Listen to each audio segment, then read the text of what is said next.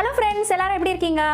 இன்னைக்கு நம்ம ரொம்ப சூப்பரான crispy and crunchyயான சமோசா எப்படி செய்யறது அப்படிங்கறத பார்க்க போறோம். சோ வீட்லயே எப்படி கடையில கொடுக்கக்கூடிய ஆலு சமோசா, உருளைக்கிழங்கு ஸ்டஃப்ட் சமோசா எப்படி பண்றதுன்றத ரொம்ப ஈஸியா உங்களுக்கு சொல்லி தரேன். பட் அதுக்கு முன்னாடி நம்மளோட சேனலை இது வரைக்கும் சப்ஸ்கிரைப் பண்ணாதவங்க சப்ஸ்கிரைப் பண்ணிட்டு பக்கத்துல இருக்கக்கூடிய பெல் ஐகான்ல ஆல் அப்படிங்கிற ஆப்ஷன் கிளிக் பண்ணீங்கன்னா என்கிட்ட இருந்து வர ஒவ்வொரு சூப்பரான ரெசிபியும் உங்களை உடனுக்குடனே வந்து சேரும். வாங்க வீடியோக்குள்ள போலாம்.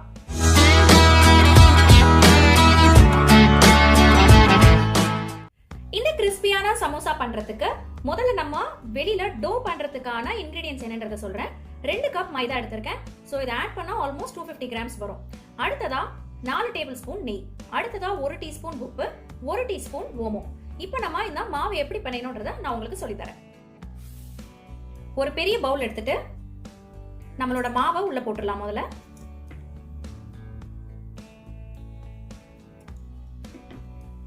அடுத்ததா உப்பு போட்டுக்கலாம். அடுத்ததா நம்ம ஓமத்தை எடுத்து நம்மளோட உள்ளங்கையில போட்டு கொஞ்சம் இந்த மாதிரி உள்ளங்கைக்கு நடுவில் நல்லா நசுக்கி அப்புறமா இது ஸ்ப்ரெட் பண்ணி விடுங்க. அப்பதான் அந்த ஓமத்தோட ஸ்மெல் வந்து மாவுல நல்லா இறங்கும். இதை முதல்ல நம்ம நல்லா கலந்துக்கலாம், ஒரு ஸ்பூன் இல்லைன்னா ஃபோர்க் வச்சு. அடுத்து நம்ம எடுத்து வச்சிருந்தோம் இல்லையா நெய், அந்த 4 ஸ்பூனையும் ஆட் பண்ணிக்கலாம்.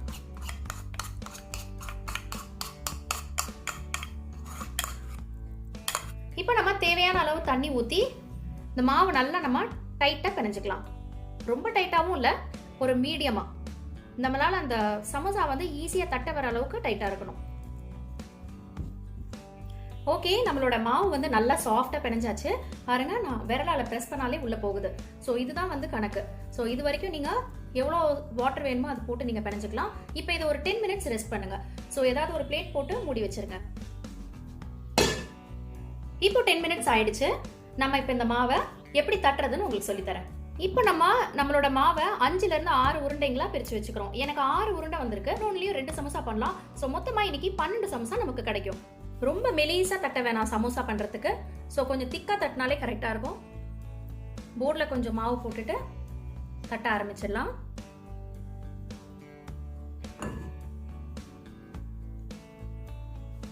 நம்ம யூசுவலா தட்டுற மாதிரி ரவுண்ட் ஷேப்லயே தட்டலாம்.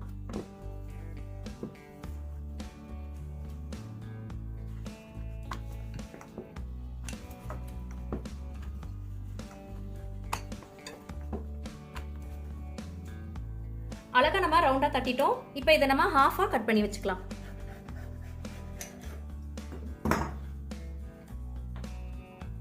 பாத்தீங்களா? ஸோ ஸ்டஃபிங்கை நம்ம இதுக்குள்ளே வச்சு தான் நம்ம க்ளோஸ் பண்ணுவோம். ஸோ அது எப்படிங்கிறத நான் சொல்லித்தரேன். இப்போ இதை நம்ம எடுத்து ஒன்றா நம்ம ஒரு பிளேட்டில் அடுக்கி வச்சுக்கலாம்.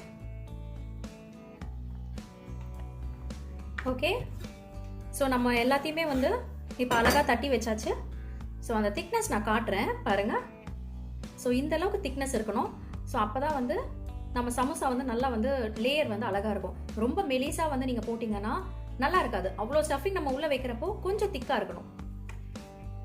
ஸோ எல்லா சமோசாவோட அந்த அவுட்டர் கவரையும் நான் தட்டி வச்சுட்டேன். ஸோ இந்த மாதிரி நீங்களும் தட்டி வச்சுட்டீங்கன்னா ஸ்டஃபிங் ரெடி ஆச்சுன்னா ஜஸ்ட் சட்டுன்னு ஒரு 2 மினிட்ஸ்ல நம்ம ஒரு 10-12 சமோசா கூட நம்ம ஃபேமிலிக்கு சுட்டு கொடுத்துடலாம். ஓகே, உள்ள ஸ்டஃபிங் பண்றதுக்கு தேவையான இன்கிரீடியன்ஸ் என்ன தேவைன்றதை இப்போ சொல்றேன். 4 பெரிய உருளைக்கிழங்க நான் அவிச்சு நல்லா மேஷ் பண்ணி வச்சுக்கிட்டேன். ஸோ அதனால உங்களுக்கு குக்கிங் டைம் பார்த்தீங்கன்னா ரொம்பவே கம்மியாயிடும். அண்ட் 1/2 கப் பட்டாணி எடுத்துருக்கிறேன், பச்சை பட்டாணி. ஸோ இது வந்து நான் ஊற வச்சு பாயில் பண்ணி வச்சிருக்கிறேன் ஒரு 5 to 10 மினிட்ஸ். நீங்கள் அப்படி விரும்புனீங்கன்னா ஃப்ரோசன் பட்டாணி கூட யூஸ் பண்ணலாம், ஃப்ரோசன் பீஸ். ஸோ அது எது யூஸ் பண்ணாலும் ஒரே டேஸ்ட்டாக வரும். ஸோ மல்லி வந்து ஒரு 1/2 கப் நல்லா ஒரு பஞ்சில் பாதி எடுத்துக்கோங்க. அடுத்ததாக மிளகாத்தூள் 1 டேபிள் ஸ்பூன், மல்லித்தூள் 1.5 டேபிள் ஸ்பூன், மஞ்சள் தூள் 1/2 டீஸ்பூன், சாட் மசாலா 1 டீஸ்பூன், இஞ்சி ஒரு சின்ன துண்டு, 2ல இருந்து 3 பூண்டு, ஒரு பச்சை மிளகாய், 1 டீஸ்பூன் சீரகம், 2 டேபிள் ஸ்பூன் எண்ணெய், 2 டீஸ்பூன் உப்பு, 1 டீஸ்பூன் பெப்பர். இப்போ நம்ம இந்த 2த்தையும் நல்லா பொடியா நறுக்கி வச்சுக்கலாம்.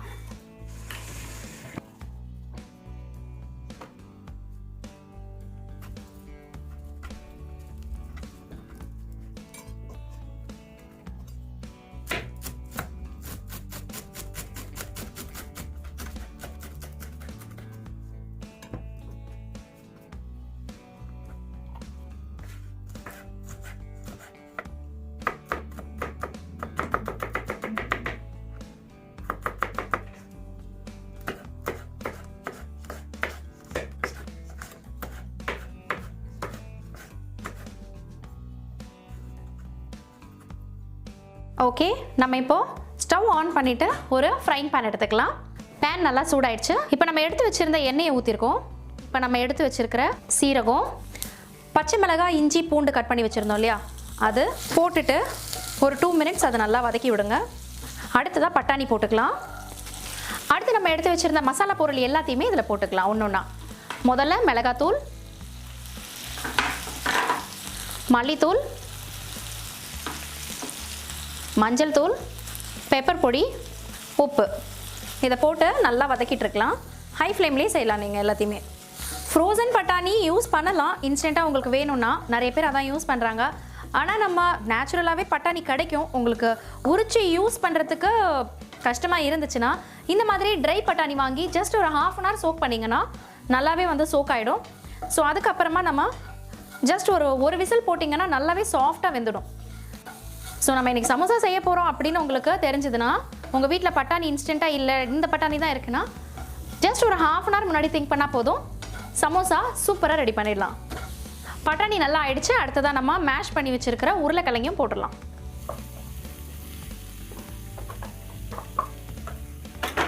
நம்ம பார்ப்போம், வீட்டில் என்ன தான் நம்ம ட்ரை பண்ணாலும் கடை டேஸ்ட் வராது சில விஷயங்கள். அதுக்கு ரீசன் அவங்கள மாதிரியே செய்யணும். நம்ம சமோசா ஒரு 2-3 மணி நேரத்துக்கு கிறிஸ்பாக இருக்கிறதுக்கு ஒரு சூப்பரான டிப்ஸ் சொல்கிறேன். அதாவது நம்ம இப்போது இந்த மாதிரி உருளைக்கிழங்க உள்ளே போட்டதுக்கப்புறமா ஒரு சொட்டு கூட தண்ணி ஊற்ற தேவையில்லை. ஆக்சுவலி இருக்கிற தண்ணியை நம்ம சிம் ஃப்ளேமில் வச்சு கொஞ்சம் கொஞ்சமாக அந்த குக் பண்ணும்போது அதை ட்ரை பண்ணிகிட்டே வரணும். அப்போ தான் நம்ம அந்த வெளியில் இருக்கிற அவுட்டர் கவரிங் இருக்கு இல்லையா, அந்த மாவுக்குள்ளே இந்த ஸ்டஃபிங்கை வைக்கும்போது ஸோ பொரிச்சு எடுத்தோடனே கொஞ்சம் கூட ஈரப்பதம் இல்லாததுனால ரொம்ப நேரத்துக்கு கிறிஸ்பியாக இருக்கும். ஓகே, அடுத்து நம்ம எடுத்து வச்சுருந்தா சாட் மசாலா போட்டுடலாம். அடுத்ததாக கொத்தமல்லியும் போட்டுடலாம்.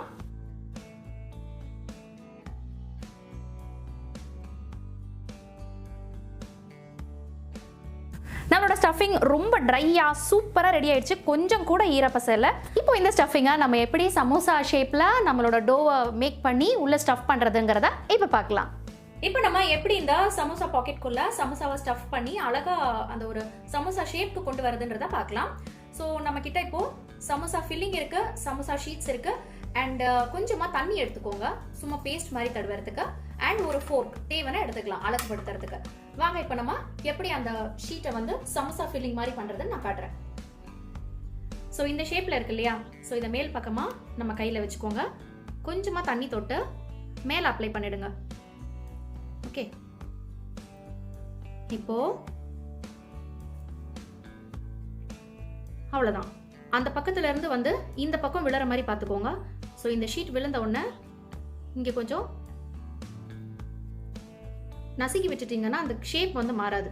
ஸோ இப்போ நம்ம தண்ணி தொட்ட இடத்த பூரா அமைக்கி விடுங்க. இப்போ இந்த பக்கத்தையும் இங்கே கொண்டு வந்துருங்க. அவ்வளோதான். இப்போ நம்மளுக்கு அழகான சமோசா பேக்கெட் ரெடி ஆயிடுச்சு. ஸோ இதுக்குள்ள நம்மளோட ஃபில்லிங்கை வந்து போட்டுடலாம்.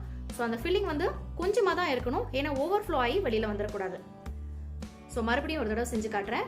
பட் அதுக்கு முன்னாடி இதை நம்ம ஃபில் பண்ணிடலாம்.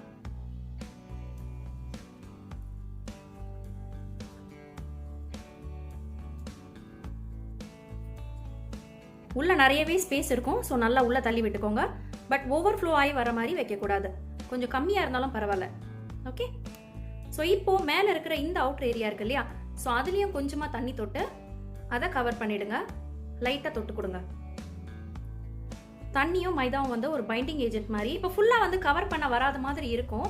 ஸோ அதுக்கு நீங்கள் என்ன பண்ணணும்னா, அதான் ஒரு மடிப்பு மடித்து இப்போ நம்மளோட சமோசாவை இப்படி நசுக்கி விட்டுட்டோம்னா அந்த கார்னர்ஸ் வந்து நல்லா ஒட்டிக்கும். ஸோ இந்த இடத்த அழகாக நம்ம காட்டுறதுக்காக என்ன பண்ணணும்னா, இந்த கார்னரை வந்து இந்த மாதிரி ஃபோர்க் இருக்கு இல்லையா, ஸோ இந்த மாதிரி ஒரு பிளேட்டில் வச்சுட்டு ஜஸ்ட் அழகாக அமுக்கி விட்டுட்டா கடையில் விற்கிற சமோசா மாதிரியே இருக்கும்.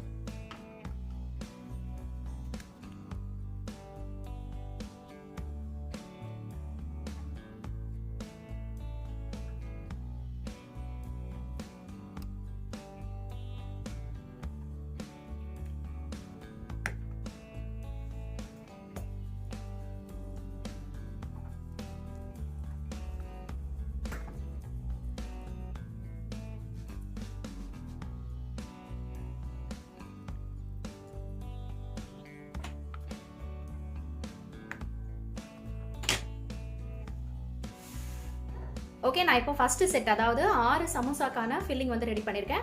அடுத்ததாக இதையும் போட்டு எடுக்கலாம். ஸோ இப்போ நான் இதை உங்களுக்கு பொரிச்சு காட்டுறேன்.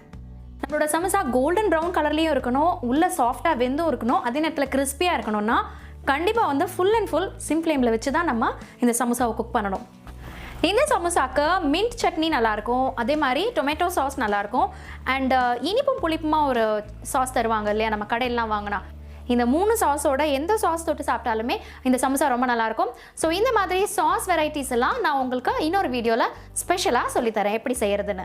ஓகே, நம்மளோட சமோசா சூப்பராக கிறிஸ்பாக ரொம்ப க்ரன்ச்சியாக தெரியுது. எடுத்துடலாம். இப்போ நான் இதை டேஸ்ட் பண்ணி எப்படி இருக்குன்றதை உங்களுக்கு சொல்கிறேன். ஓகே, ரொம்ப கிறிஸ்பியாக இருக்குது பார்த்தீங்களா? நம்ம தட்டினா அவ்வளோ கிறிஸ்பியாக இருக்குது. ஓகே, ஸோ ரொம்ப யம்மியாக கிறிஸ்பியாக வந்திருக்கு. ஓகே, டிப் பண்ணி சாப்பிட்லாம் சாஸில்.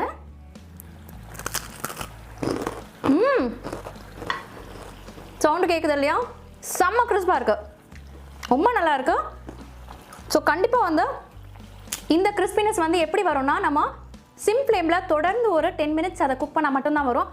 ரொம்ப யம்மியாக இருக்குது.